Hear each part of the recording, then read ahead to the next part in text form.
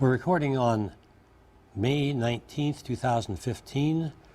This is the Nebraska Broadcasting History Project, a cooperative project of the Nebraska Broadcasters Association, the Nebraska State Historical Society, and the University of Nebraska-Lincoln Broadcasting.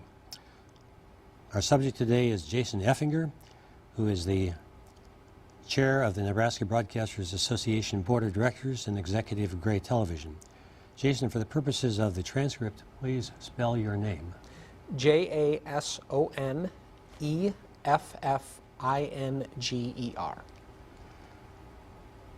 To give us a perspective, provide a little bit of background about your interest in broadcasting, how you got into broadcasting, and how you got to this point in your career. Sure. Looking back, it's an obvious path, but at the time, interesting start. I actually started a newscast in my high school back when I was 16, and that unknowingly snowballed basically into a broadcasting career. I went to the University of Wisconsin-La Crosse and joined their program. At the same time, I joined the CBS affiliate downtown, WKBT, and became a full-time employee of that station. So also I was an employee of the student-run television station and ended up becoming the general manager of that student-run television station, WMCM, for 2 years. So all of those experiences, broadcasting kind of got in my blood. And it wasn't so much just about the content and the fast pace of it. It ended up becoming about the service component of it, which I believe we'll get a chance to talk about that. But that became the burning desire for me personally as I went through different stages of this career. And basically in the last 25 years, I've been doing this for 25 years now professionally. So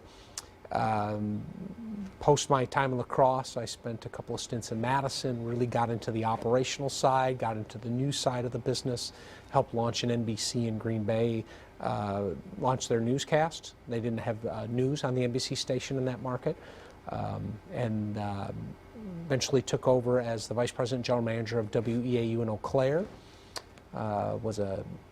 Then moved down to Waco, Texas as a Senior Vice President. I oversaw 7 stations for Gray Television at the time, and then moved to Wichita to work at KAKE as a Regional Vice President, but also be the General Manager of that station. And eventually I got the opportunity to come to Nebraska, and I jumped at it to work at 1011, KOLN, KGIN as the General Manager, but also continue my duties for Gray Television as a Regional Vice President, at that point overseeing 9 stations for the company. But all along the way, it gave me the opportunity to really feed what I think which was pushing me forward, which is community service. It's one of the best components of broadcasting, I think. For clarification, when in that period of time did you start with Gray Television? Gray Television acquired the station I was working at in 2000. I was working for Benedict Broadcasting. I was the station manager of WMTV, NBC station in Madison, and that station was acquired by Gray Television at that time, and been a Gray employee ever since. Since you've been in Nebraska, you've been active in the Nebraska Broadcasters Association as a board member and an officer. Currently, you're the chairman of the association, the top elected office. That gives you a perspective on lots of different kinds of things in the industry. What kinds of things in the industry would you like to talk about at this stage of the game for historical purposes? Sure. In the last 10 years, I think this industry has seen a tremendous amount of opportunity, growth, and challenges. I think the opportunity is that we're needed now more than ever. We're the trusted source for people's local information. It seems like the frenetic pace of life that has escalated these days with families and businesses, they need that trusted source more than ever now. Where can I go quickly to get what I need when I need it? But at the same time, the changes that has been pressed upon us broadcasters is to be on all screens. So it isn't just about the broadcast signal now, but it's how do we get that content to the people we serve when they want it and how they want it. And in that last 10 years, that has been a significant challenge for broadcasters in that We know what we do over the air, which is free to the people, and we're there when they need them most. But it's also the challenges that our industry faces, which is we have more competition than we've ever had. Maybe not from traditional media, so to speak, from like print media, for example, but really from all these screens and all this digital technology that's bubbled up. It's been a significant challenge for broadcasters, and I have to say, looking back on that 10 years, and really looking back on my last six years in Nebraska, I think broadcasters are meeting it head on and doing a fantastic job. Broadcasting is a regulated industry. Public policy is a big issue. How does the association fit into influencing public policy to achieve those goals? There's two components of that. When you look at what happens on the federal level, the FCC does their best ability to guide the public airwaves and to guide those regulations that do affect us on a daily, weekly, monthly basis. There are decisions that they make that cause us to take a turn, that cause us to rethink and frankly redo business plans. But in that ability of us local broadcasters, the association is right there in lockstep with every broadcaster in the state to say, okay, we know this is what's happening now, so how as an industry can we move forward? Are there things that we can do collectively to help with emergency broadcast systems to get information out to the people that need it most? Or are there things that as an industry we need to talk about to say, you know what, this particular policy may not be something that is really in the public's best interest? So we will go to Washington, we'll talk about that with Congress, we'll talk about it with the FCC, and I think that the association provides a singular point for us to focus that desire to say, look, we're all in it for the same thing. We're in it for the people that we serve. So let's talk about these issues. As the current leader of the association, what would be a high priority item that you see the association working on? Oh, right now there's a few things. Performance tax, what we would call performance rights for radio group. Having radio stations, the potential for them to pay artists to play their material is something that's a significant challenge to the local and locally owned broadcaster. We've been promoting and playing their music for decades. We have been, frankly, a backbone to the music industry. And at this point, to have the radio stations now pay the artists for us to be that backbone as a broadcast entity, I think that's a challenge. It's a significant challenge for us, and one the association, both NAB, the National Association, and the Nebraska Broadcasters Association, don't support. And we think that the value that we bring to the table from a marketing standpoint alone is so valuable that we've got to face those things head on and really think about the service that the local broadcaster provides in every small town, in every small community across the state. It's absolutely amazing. And that's going to continue. And we're here to make sure that that continues. So that's a significant opportunity. A second one is certainly maintaining what I would call our rights to copyright our own material and to distribute that material. Whether you're a television station or a radio station across the state, we invest millions upon millions of dollars into all the components, the technology, the systems, and most importantly, the people that are here looking out for you, the person sitting at home. Looking out for you when it comes to severe weather. We're looking out for you when it comes to the local things that are happening in your community that you need to go to. We're the ones watching government. We're the ones watching out and watching them to make sure that things are going well. And in every small town, in every community, whether you're a radio station, television station, that content that we produce, the millions and millions of dollars of investment we do to ensure that we're serving the local communities, that has to be maintained. So one of the things that we believe strongly in is that we need to be able to negotiate those rights in a free marketplace with anybody who wants to take our signal and resell it in the marketplace. we believe strongly that we should be able to, in a free market system, negotiate for those rights, and that's called retransmission consent. And I think that's another very major, significant component when it comes to broadcasting and specifically television that we're facing right now.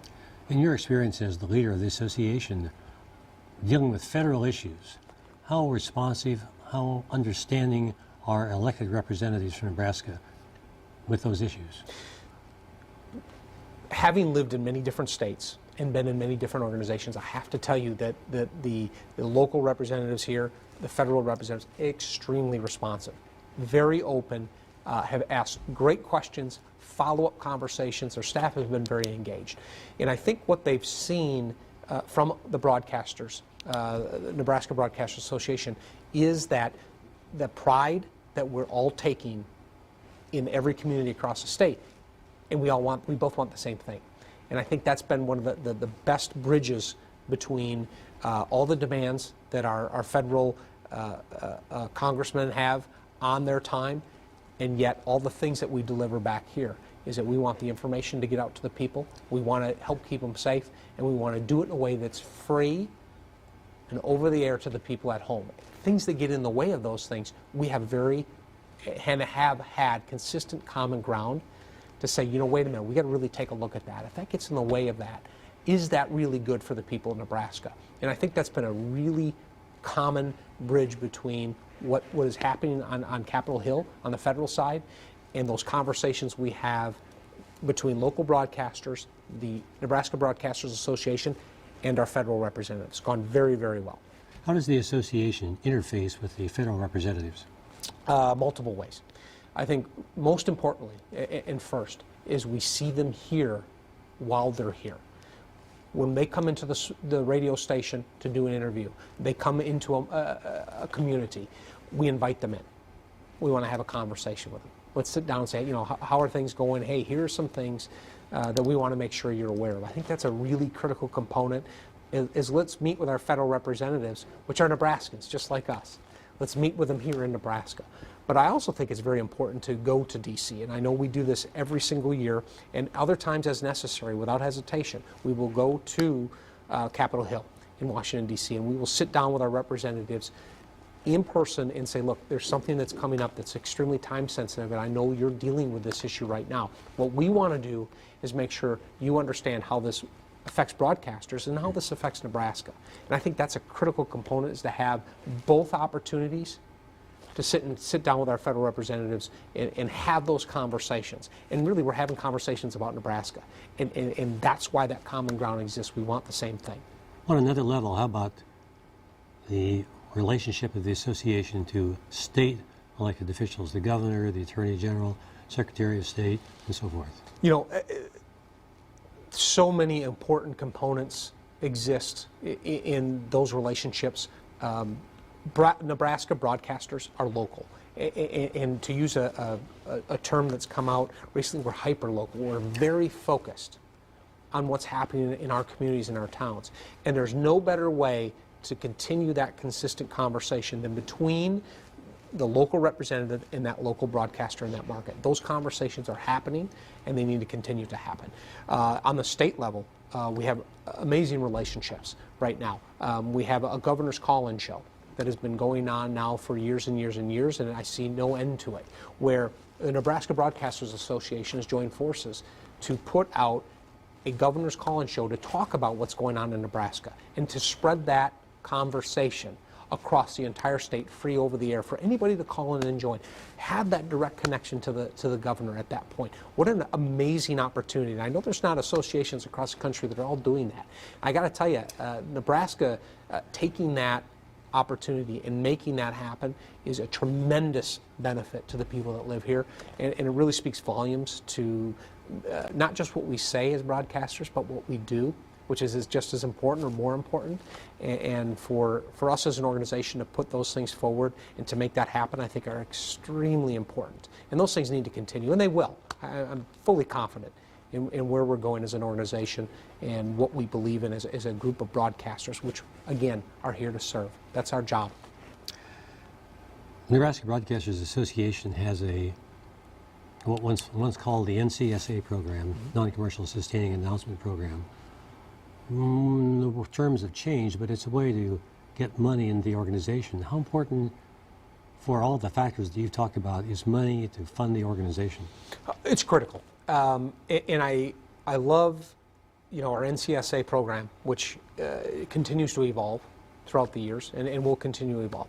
But essentially what we're taking organizations that are looking for a statewide coverage opportunity to get the message out about some things that they need help with. So in a way, we're the nonprofit arm that's spreading the news and information across Nebraska for organizations that need help.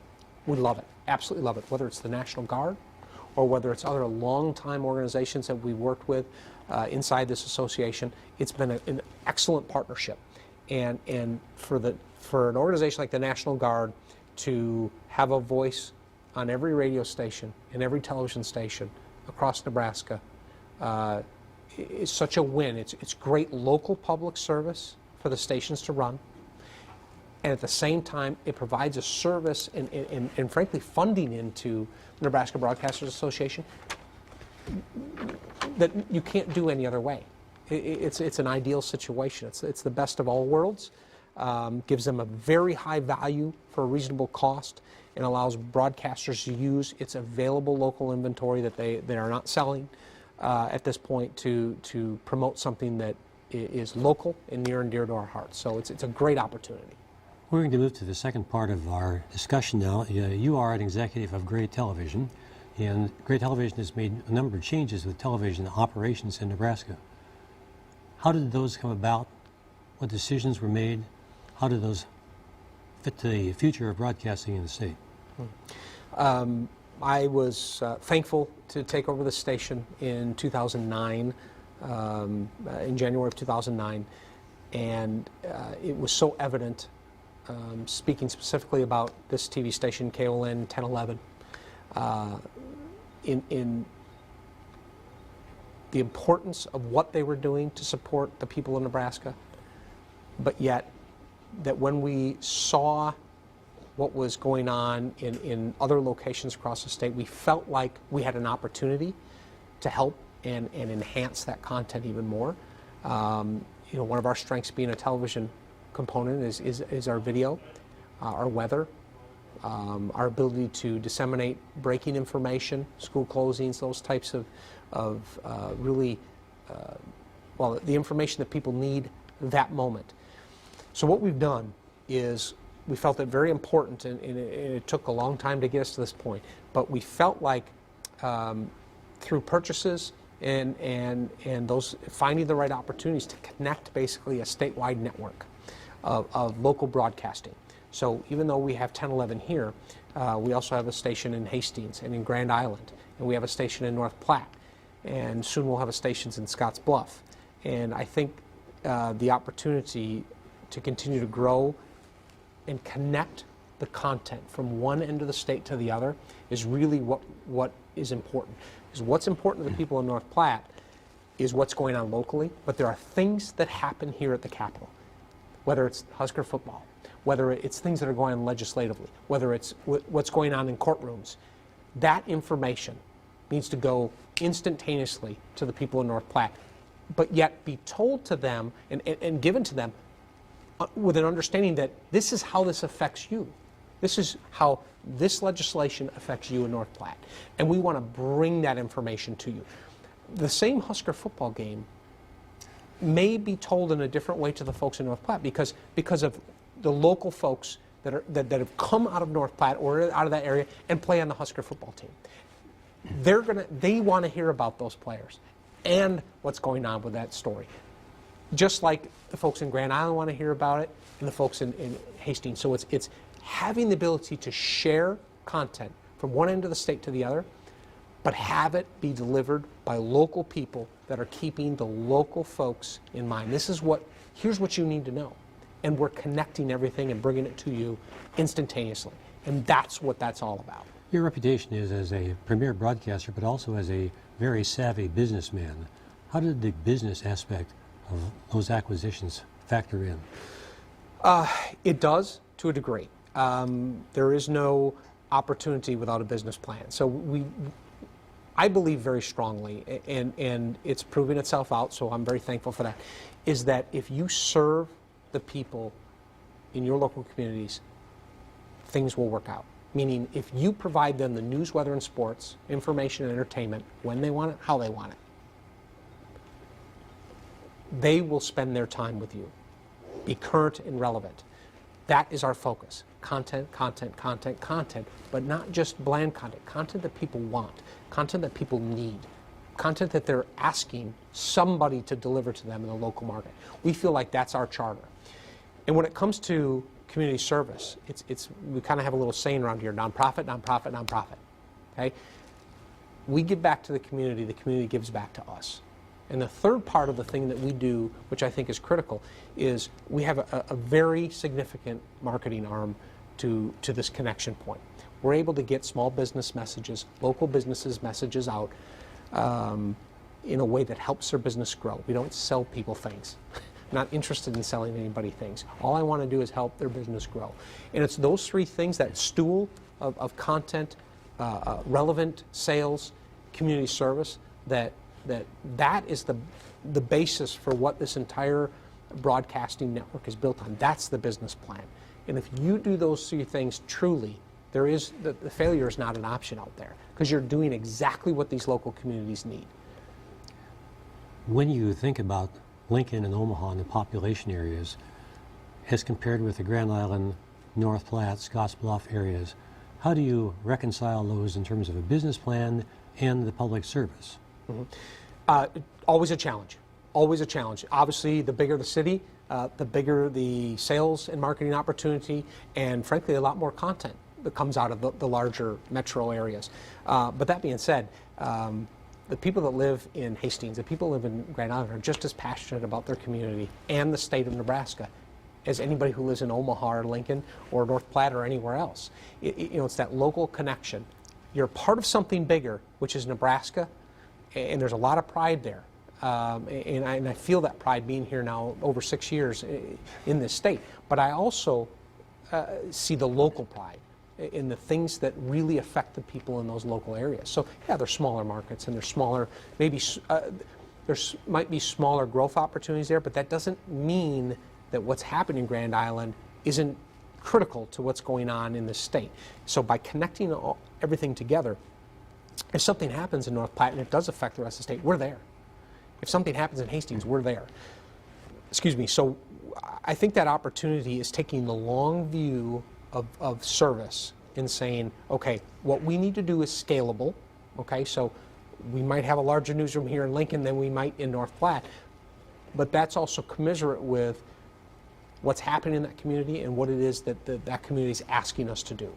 So as we grow on all three things. We grow our content, we grow our marketing, and we grow our public service. So all those things go up at the same time. You have experience with lots of different kinds of markets that we've talked about in different states. How do you perceive the relationship between the over-the-air broadcasters and the population in Nebraska compared to those other states that you've worked in? I think there's a consistency, a commonality when it comes to that connection. What I find is the smaller the market, the smaller the population base in the city, the stronger the connection to that local broadcaster. And what we do in Hastings or North Platte is just as important as what we do in Omaha. But the people that live there have fewer local choices sometimes to bring that information in, and we feel it really is important for us to treat that situation. It doesn't matter if it's Omaha or North Platte. You're going to get a great presentation and objective content that allows you, the person at home, to decide what it is that's important to you. Changing the channel a little bit here, you're a major executive with a very powerful owner, Gray Television. How does Gray Television, how do you have influence on the national networks and national program services? Very limited, very little. We are affiliates. So Gray Television owns ABC, NBC, Fox, CWs. We're pretty much network agnostic when it comes to our local communities. We have great relationships with our networks, and they're great partners. But that's what we are. We're a partner. They succeed because of what we do on the local level, and what they bring to the table is something that we bring together. So it truly is a great two-way partnership, but we have very little say as what kind of programming or things they do. But at the same time, the network's not dictating to us at all what it is that we do. I mean, we feel that local objective service is what is critical. So it doesn't matter if we're NBC, CBS, Fox, or anyone else. It is the culture of the station, the culture of the ownership group, and that relationship with the network that matters most. Given your very unusual dual leadership role in the association and in the Gray Television operation, how do you see the next 5 years? When it comes to the association, I feel like it's in such a great position now through our past leader, Marty Riemenschneider, who's done such a great job of putting it in a great position. Financially, the stability of this organization is probably better than it has been in decades, and I can't speak to anything prior to that. But now, with that stability and that ability, I think comes a higher responsibility. So I think it's going to be incumbent on the Nebraska Broadcasters Association to get more involved in what's going on legislatively inside Nebraska. I think it's going to be our responsibility to speak up on things that we feel do or do not affect the people of Nebraska properly. When it comes to what it is that Nebraska wants and needs, when it comes to things like open record laws and freedom of speech and opportunities for local businesses and local owners to grow, Nebraska broadcasters are going to be here. We're going to be here, and it's going to be our responsibility, in the next 5 years, to express the concerns that Nebraskans have over anything that might happen legislatively that affects that freedom. And I think that's going to be critical for us. We've come to the end of the time that we bartered with you for. Is there anything else that you'd like to put on the record at this point? I do, and my role with Gray Television is, we call it everything that has a plug to it, I'm in charge of. So if it's the transmitter, if it's an iPad, if it's a website, that's my job. And I think it's going to be very important for broadcasters, even though we're a broadcast organization. It's going to be very important for us to continue to evolve and connect with the people of the local communities with the information we have. Okay, the content that we have, whether you're radio or television, you've got to bring that to the people in that local community, and it needs to be appliance neutral. So you need to be able to deliver that content to someone on their phone. You need to be able to deliver that content to someone on their tablet, and you absolutely need to continue to do the best possible job of delivering local content over the air. But we have to realize and believe and understand of how people are asking, what they're asking for, and where they're asking for it. So I believe broadcasting's future is very bright. Free, over-the-air content delivered to the people that need it most, when they need it most, I think is something that has decades of life to it. And it should, because there is no better way to get that content out. But as broadcasters in Nebraska, we have to really make sure we're keeping an eye on the people we serve, and that we're bringing that content to them in other ways as well. The broadcast is going to be there, but we got to make sure we're evolving with the needs of the people that live in the communities we serve. Jason, thank you very much. We appreciate the opportunity. This has been part of the Nebraska Broadcasting History Project. This is May 19th, 2015. Thank you. Thank you.